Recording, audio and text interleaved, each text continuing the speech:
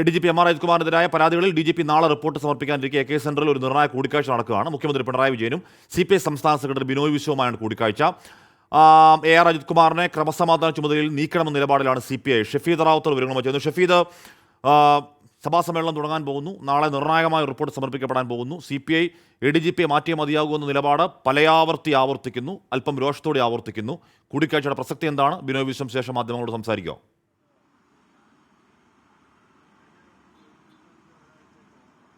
ഹാഷ്മി, പലതരത്തിലുള്ള വിവാദങ്ങൾ കത്തിപ്പടരുന്നതിനിടെ വളരെ അസാധാരണമായ ഒരു കൂടിക്കാഴ്ചയാണ് അല്പസമയം മുൻപ് AKG സെന്ററിൽ നടന്നത്. മുഖ്യമന്ത്രി പിണറായി വിജയൻ CPI സംസ്ഥാന സെക്രട്ടറി ബിനോയ് വിശ്വവുമായി കൂടിക്കാഴ്ച നടത്തി എന്നുള്ളതാണ്. ആ കൂടിക്കാഴ്ച 1 മണിക്കൂറോളം നീണ്ടു എന്നുള്ളതും ഏറ്റവും പ്രധാനപ്പെട്ട അല്ലെങ്കിൽ അസാധാരണമായ കൂടിക്കാഴ്ചയായി നമുക്ക് ചൂണ്ടിക്കാണിക്കാൻ കഴിയും. ഇനി നാളെയും മറ്റന്നാളും കേരള രാഷ്ട്രീയത്തിൽ വളരെ നിർണായകമായി മാറാൻ പോകുന്ന 2 ദിവസങ്ങൾ.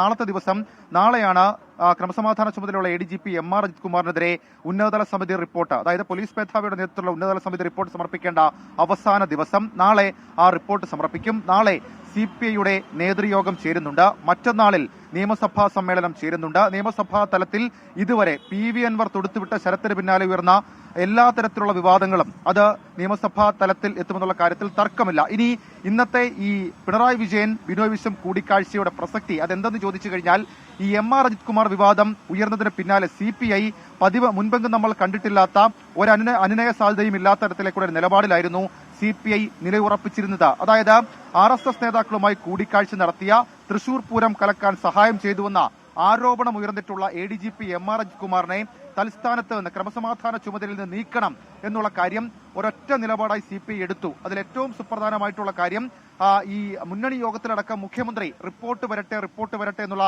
ഒരു ന്യായീകരണമായിരുന്നു നടത്തിയതെങ്കിൽ നാളെ ആ റിപ്പോർട്ട് വരികയാണ്.